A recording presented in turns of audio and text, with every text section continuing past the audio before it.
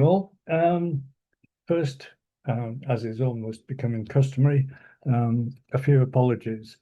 On the last talk, which was about Seville, I was not very well organized and adding pictures left, right, and center on the day, which meant that I didn't do any fact checking. So the last three photos that I showed weren't from Seville, they were from Barcelona.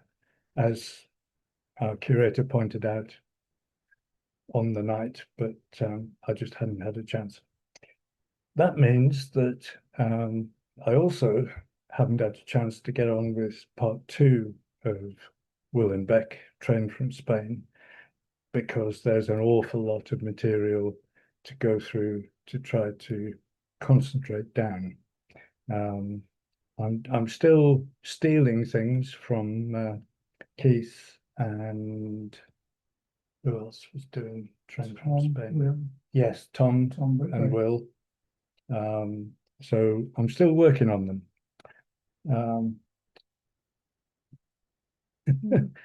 But for today, we thought we'd sort of look back quite a long way. Dick Long was one of the drivers that our older generation will know. He joined the railway in 1921 and he passed away in 1966. So we should be screen sharing. You should all have the title slide now, we hope. Right, I think. Yep, it just seemed, I'm just going to turn that back to full screen so we can see what's going on. So we should try that. No. So yeah, it might want the mouse in the first instance to move along when you're ready. So I'll leave that there. So we we don't have an awful lot of early pictures of him, but that's Dick on the left. Incidentally, we'll just point out we were going to do the two engine drivers over that long period. And on ERT, there was Joe Farron, who drove from 1927 through to 1950. And then Dick Nicholson took over. And it's Dick that most of us obviously will remember. With a Joe and two Richards and Dick Long, we had to be very careful about picking the title for it. So we reverted to boring just Dick Long for this one. We have got potential names for two or three of the other people, but we haven't had them confirmed. But it's quite a nice shot. Top of Wart Mill, which is heading back in that direction of being bare again. We've had quite a lot of felling happening behind the guys, so the vista is opening up again.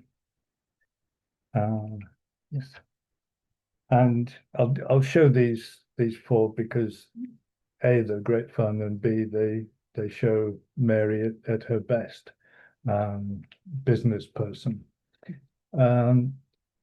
Dick, the reason for showing it is that Dick is actually sitting behind Somperé with another plate layer. Got Bob Hardy in Sir Aubrey, and at the back you've got Joe Turner, who's sitting on Esk. And this would be 1925-ish, excuse me. The driver of Somperé on the right is our first lady driver. And in this one, she's looking down. And she also sold the same picture to another postcard manufacturer. And these two are the same, the ladies looking down. Then there are two more where she's looking up and looking to camera, and I'm amazed that they actually made postcards of it because there's light intruding from the left, and it was definitely light because the fourth one has also got that. Just remarkable. Now move on slightly forward to 1926, and Dick is with Sir Aubrey Brockleback, the loco. And I only noticed when I was assembling this that if you look very carefully, Joe Farron, the other driver, is standing behind him. We have no idea why, but he just popped up. It's a sort of reverse view, again with Sir Aubrey and filling up. And being a driver, you drive whatever is put in front of you. So he's pushing the first version of ICL 1. It's about 1927. And Jim Lowther, the guard, is giving him a hand. And yeah, oh, it's all right. We'll ignore the strap. Yeah, hopefully everyone else can't see that bit. Yeah. It's not blocking their view. So again, 1927, and these are from a photo album that we managed to acquire. So they're not the sharpest of pictures. So it's on the turntable, and then it's setting off. And those of you who know the walls will realize that quite a bit of the wall on the left-hand side needs rebuilding at this point. But it obviously did get done. Raining now. Yes. But for quite a long while, the wall carried on round the corner almost to the bridge. Sorry if I'm turning away, I shouldn't, if the sound's going funny. We think these three, again, were all taken at the same time. So you've got a very heavy train, which Colossus and Sir Aubrey have double-headed. And this has to be 1927 because it was after Colossus's frames were straightened and the new higher cab was fitted, and it got a repaint as well. So then it went on to the turntable, and we think this is him easing off. And we know this is fairly early because over the cafe windows, it still says tea rooms, which was the sign that they moved down from Delgar's cottages when they started up. Again, Jim Lowther, he seems to be everywhere. Then, although most people will have seen a very similar shot to this with Bert Thompson standing in, we do actually think that Dick was the real driver, if you like. And this is after it's come back from Yorkshire Engineering, where they added the Pulteney tender, and you can see the weir water feed on the back. And again, this is fairly early, 1928-ish, and we were slightly annoyed with this because on the right on the platform, you've actually got Mr. Porter, the mailman, who's there with his barrow. And that does suggest that at the back of the train, there's the old Hayward tool van, which was adapted so that the lid dropped down and could be locked, as seen on the Pathé film. But unfortunately, we can't see that. This is still 1928, and the only other noticeable difference is we've gone at market and tea rooms, and now the refreshment rooms. And according to one of the stories we have, the reason why there are curtains in the windows is to stop the owner of Brook House Hotel, which was on the corner going up to Boot, on their inverted commas evening stroll from looking to see how busy the cafe had been, because they would still be clearing up at that point and having to wash the dishes. So that's why they put curtains in, we're told. So it's another pair of Mary photos. And obviously we're supposed to be looking at the left-hand side with the power tender and Dick's sitting in there. One of my date indicators is that the gentleman's sign is white on black, so that makes it 28 to 32. And you can also see there's someone in the British Rail, or what will it be, the LMS signal box up to the top right, and the mysterious sign that we've never seen. And I say this was a pair.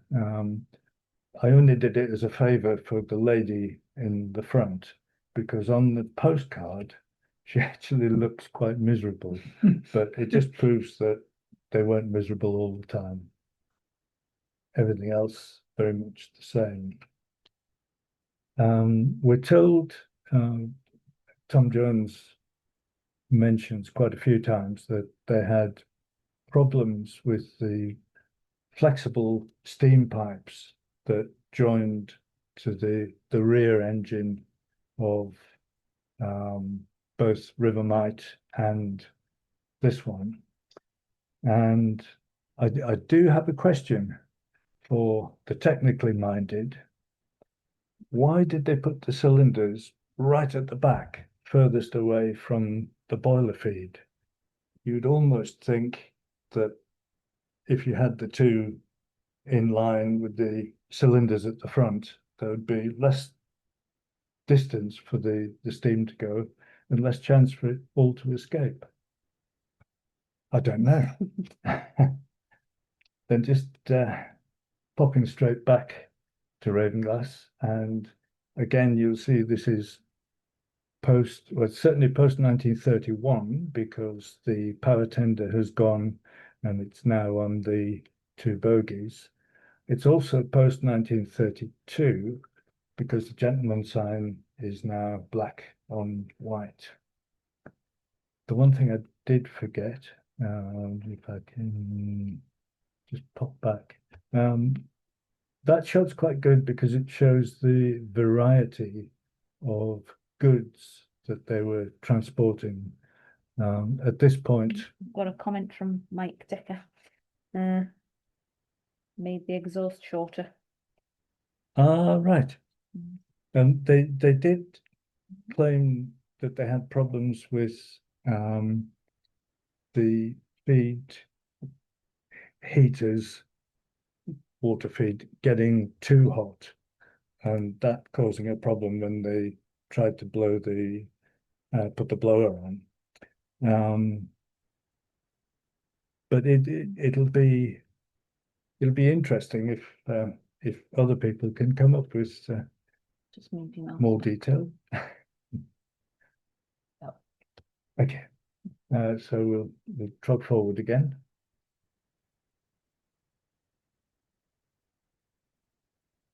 Bob Hardy there, standing in control of things. And another Laurel and Hardy shot, if you like. Joe Farron was the driver of River Ert, and for some reason Dick is, I think is sat in rather than standing on the far side. And obviously post 1930, because the Kerr Stewart is there, along with its really, what's the word, underwhelming shed. Because if you bear in mind that the majority of the weather came from the left-hand side, you know, camera left, and came in more or less horizontal, I don't think the shed would have been that much help to protect them. And Something else here. we mentioned that it had gone onto the bogies. They wanted to keep the tender height the same. So as a temporary measure, they've got some hardwood blocks and fitted the hardwood blocks. Oh, sorry. Where were we? That's forward. There. That's it. Fitted the hardwood blocks between the bogies and the tender. And as usual, A little comment from Simon there. yes, it's possible that the cylinders may have interrupted the footwell, and presumably if there's some degree of flexing as well. Yes, they're very similar to the bogies are very similar to the bogie hoppers that we had. These we think were the earlier ones. There were some that were greenly designed but modified, and the modified ones we think had 3 compression springs, whereas these ones just have 2. But yeah, they do crop up everywhere. And nice sort of view of Scawfell so that everyone knows exactly where it is. So this is still 1932-ish. We still have 3 tracks. Didn't seem to bother too much with ballast between them. But then it really didn't matter because that next winter, they turned it into 2 tracks rather than 3 because the clearances were so limited. That does suggest at that point that ICL1 version 2, which is on the right, was actually had a relief train. So they may have comment there from had. Simon. Yes, bring that up for you so we can see it. Yeah, Romney bought the 6 hopper wagons, and didn't like the bogies, so they put gibbins bogies on.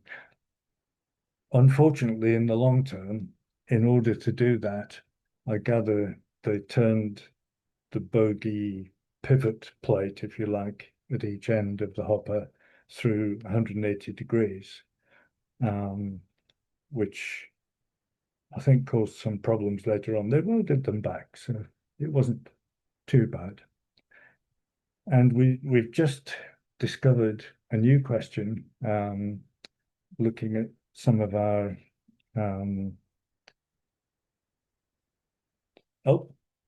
I'm corrected. The turn was done in 1947, so quite a lot later. That shows my ignorance again. Yeah, we were looking at some of the account books which we found and actually had time to look at.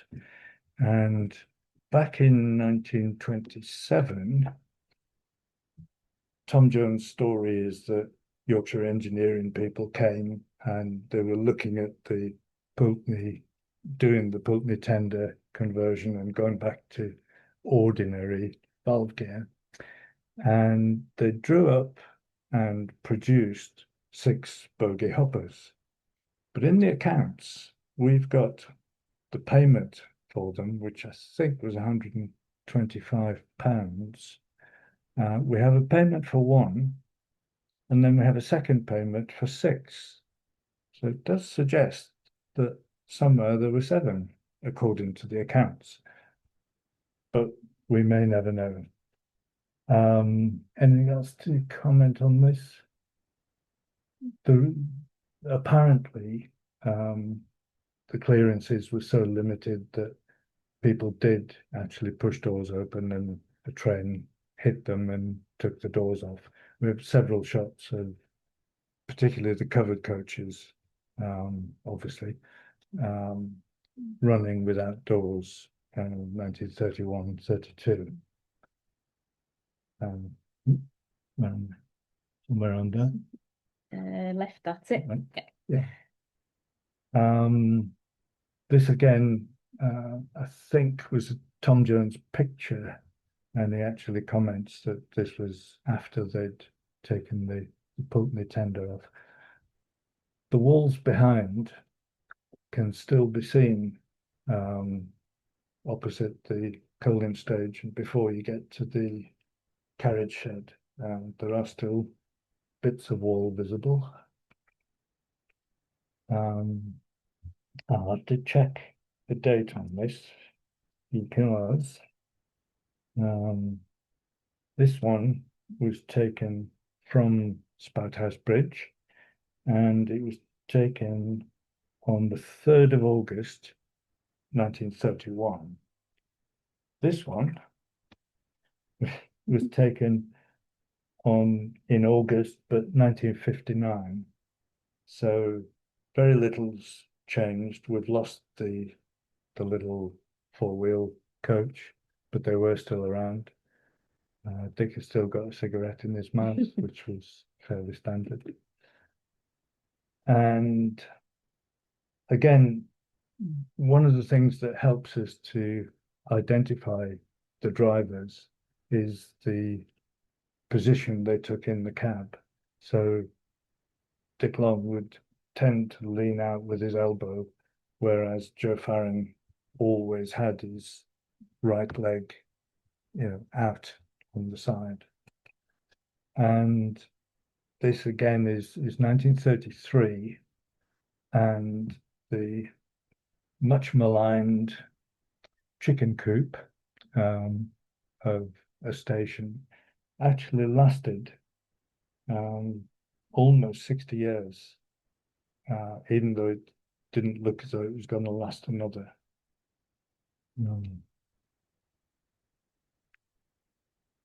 And another of Mary's, what's the word? It's called a non-stop express, but if you look carefully, everything, the smoke and everything's going up vertically. And Harry Hilton, who was traffic manager at that point, is standing beside Esk. So he may have jumped back on as a maneuver, but I doubt it. And that's the line where the cutting now would go straight on. It was quite a severe curve. This one was slightly intrigued with because 1934, so we are back down to 2 tracks. So how did both engines turn and get to the front of the train? We don't know again. Just going to let. Yep. Then they were all pre-war. Okay. Yep. And You need to move that if you found. Just while we're looking for that button, Nigel says that he never knew there was a siding at Eskdale Green. oh yes, it actually lasted through to the early 60s because there's a note in one of the early magazines that said we lifted the siding. I think there was some concern over kids sticking stuff in the ponts. The other thing I was going to point out was, as I said, 1934, pre-war, and you've got the cafe and the toilet block, which is this side of the cafe, and then a nice expanse. And in 1946-47, amazingly, they actually concreted the whole of the platform because that originally was timber. Now we know they had the stones for the concrete, but in that sort of time, everything was still fairly much rationed. So we don't know where they got loads and loads of bags of cement so that they could build right the way almost to the beck. So they added a shelter, and we think again using Murthwaite. Comment on there. Right. It's been explained that with the 2 tracks, the special arrived first, runs around and then shunts into the siding. Then boat arrives next and manages to turn around, set back, and then they reverse the first train out of the head shunt. So once again, I've learned something. So now we're on to 1948. The canopy has gone from the cafe. The shelter actually has a roof on both sides. It evolved over a period. It then got a back wall and then eventually got side walls. So it was more protection as they went on. That. This one was slightly curious because the caption on the back said 14-inch railway diesel driven, which does make you wonder. It could be a forerunner of the engine that was suggested by Lord Wakefield, who, when he heard that Bonnie Dundee wouldn't have the power to carry a whole train, he suggested putting a diesel booster in the truck behind the tender so that Bonnie Dundee could take a whole train. It didn't take off for some reason. And although this is just slightly later, it's 1951, it's a reminder that from 39 to 46 at least, it was the Fordsons that kept the railway running and produced the stone that went to build Drigg Royal Ordnance Factory. So at the time, it didn't have the R&ER on. That was when we were trying to get the visitors back. So back down to Ravenlass, and Dick is actually, he's found himself a grease top hat, which he didn't had a flat cap most of the time before this. So he's standing talking to Harry Hilton, and for the sort of more recent comers, Harry was again quite a long thread in the development of the railway. He turned up in about 1919, had a very strong London accent, and by 1925 he was traffic manager, and then after the war he was made manager right up to 1960. So again, a long-term servant. And again, just to I won't talk about the loose ends, but we know this is between. There's a future archive talk. Yeah, I think it has been suggested, yes. But the waiting room has the extension that was built for the coronation and a sort of castellated top to it. So that means it's after 1953. And the booking office on the very right of frame was replaced late in 1955. So it gives us a 2-year window for it. Excuse me.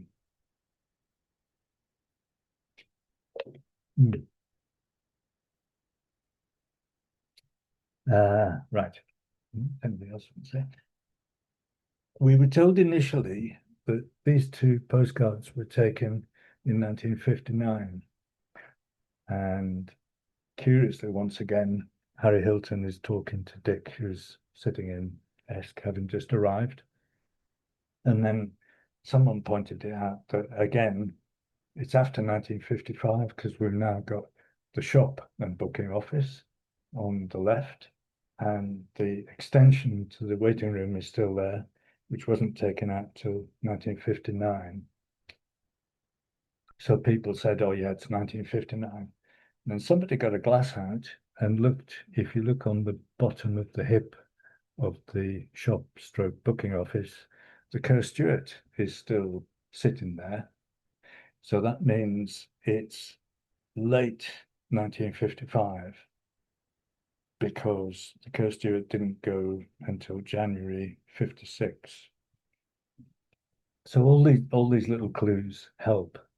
And again, this is Sanderson and Dixon, and isn't Mary taking the photos, but they have similar ideas in that take photos a few seconds apart and you can sell them as separate postcards. Excuse me. Need to check why I put that. What you call a wild card. Yeah. Yeah. Can't see what number it can be. Oh, yeah. Sorry, I found I actually had some notes this time instead of just making it up. It's summer 1957, and remember the shelter just had a roof in 48. Now it has back walls, side walls, and even a little triangular infill. And that's probably all I'd say about that. This actually cropped up, and I can't remember what the picture was, but there was a thread, because the picture included the carriage shed, which then became the joiner's shed, which then became the engineering shed, which then became the joiner's shed again, and Martin Willey's shed. And it did actually start out with windows. And we haven't quite figured out why they should put these sort of mock windows. It may potentially have been to help hold the thing up, but we can't see any visible signs there. And Stuart McVeigh, the guard, is standing. And again, one of those little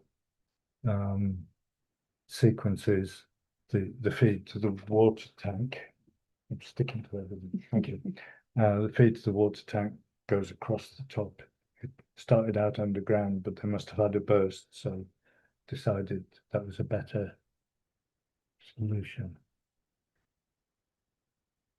And again, this is very late 50s.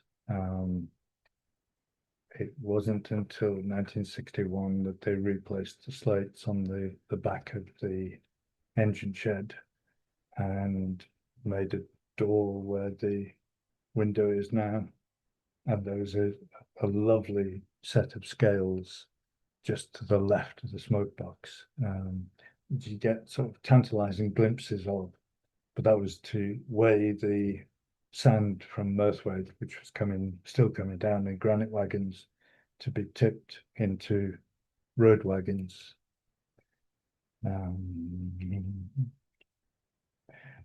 This one just says about 1959.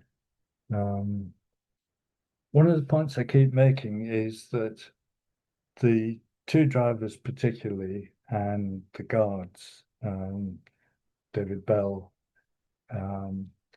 they were very kind to kids, and this was before it was a heritage railway, so there wasn't that ethos of bleeping kids. When we stayed at the caravan at Fisherground, when it was the caravan, what they would do was, once they realized we were there for the 2 weeks, they would toot the whistle either at Fisherground Corner or up at the water tank to give us time, two of us, to pile out of the caravan to stand there waving at everyone. Do we say this because of health and safety?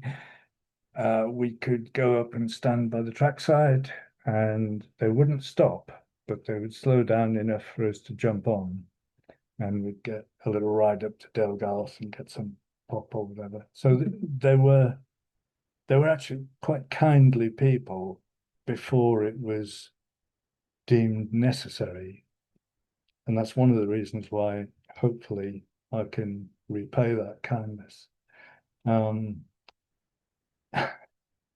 Billy Wilson is supposedly helping, but if the two at the back are pushing anti-clockwise, how exactly is he helping? And he was the joiner, but he seemed to step in as part-time guard and showed up in almost all the photos of the Sunday RCTS specials. He appears quite prominently there. And again, you know, just keeping an eye on things, keeping them under control. And that's actually quite a nice shot of Dick, because that's certainly how I remember him. He was quite reserved, quite gentle, but very friendly. And just for a change, this is him with Ert. And again, it's pre-61 because the slates are still there, but they have taken the scales away. And that concrete with shuttering marks is still there, isn't it? I haven't thought of any way to tidy that up or try and find a second-hand pair of scales to join it. One day. There's Billy Wilson again. And this can't have been very long after they acquired Skid Row, because at the moment it still has bogies on it. And apparently British Rail wanted the bogies back. So it was jacked up a little bit more, sleepers shoved underneath it, and they gave them the bogies back. Yeah. This is actually as late as May 63. And not only are the standard gauge sleepers still there, but quite a lot of the fixings are still in place as well. Which, you know, you're looking nine years after they lifted the rails. Nice little action shot bursting out of Eskdale Green station. With the barn on the side. We'll go into that side, I guess. This one, I went to put the watermark on it, and I felt so awful because it really spoils what is a beautiful picture by Douglas. So I didn't put a watermark on this. But it's an early Douglas Ferreira, so 1961-ish. But it just encapsulates the attraction and the fells behind. Quick slow.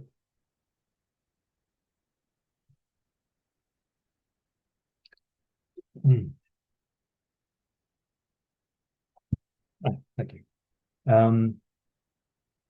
So we're reckoning this is early season, and they've taken Ert out for a run, didn't bother putting the dome on.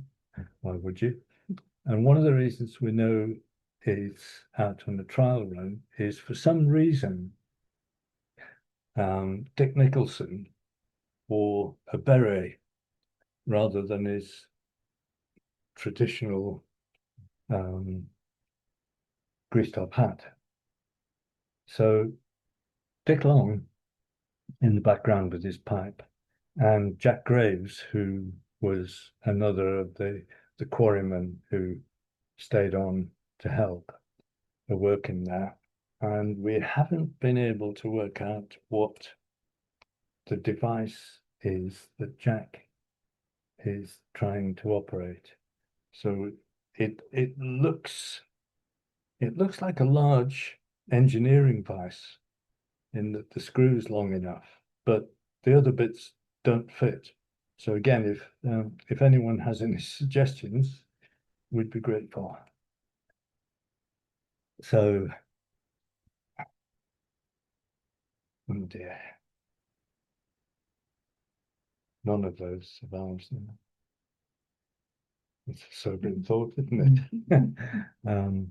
So we've got John Horton, who was an assistant engineer, back row left, then Cyril, then Graham, with what would actually be quite a suitable haircut today, wouldn't it? It's really styled. George Myers, Billy Bell, and on the front row, Dick Long, Douglas, Tom Jones, and the aforementioned David Bell, the guard. And I think Billy Wilson wanted not to be left out, so he's not. Yeah. Which was Going back to the photo and the device. Thanks, Trevor. You'll have to show me one, so I can take a picture of it and add it into the collection. Apparently, it's a toe jack, and Trevor thinks we still have some. So I suppose I ought to have thought that, because we have got the re-railing jacks from the Coast Stewart, which lifted the engine, and then there was a second screw that actually allowed you to traverse the wheels back somewhere near to the rails. So I should have spotted that. Thanks, Trevor. This was what made me ask the question. We did have a lady in the museum recently who said that the little boy standing on the step was her grandfather, and she's given us the name, and I haven't checked modes, but at least it proves to my wife that it's not me, Yeah. because she was insisting. Then there's a lovely sequence of three. There was an association called British Tourist and Hotel Association, and they sent a man along with what was obviously a good camera at that point, because they're beautifully sharp, and they end up almost as iconic as the previous one. You've got the little boy, and this one isn't Ian Tong. He was at Ravenglass, similar position.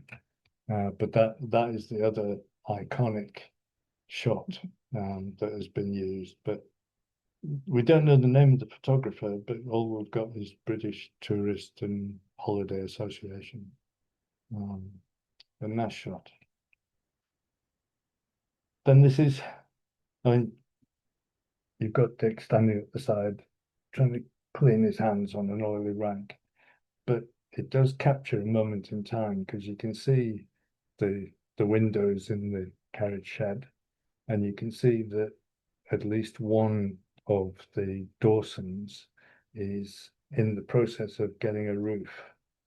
And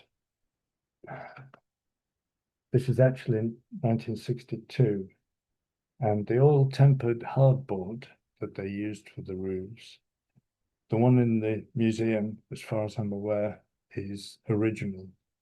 So it lasted an awful lot longer than most people expected. The other thing to point out is on the right there, walking away, is Colin Gilbert, so the so-called saviour of the railway.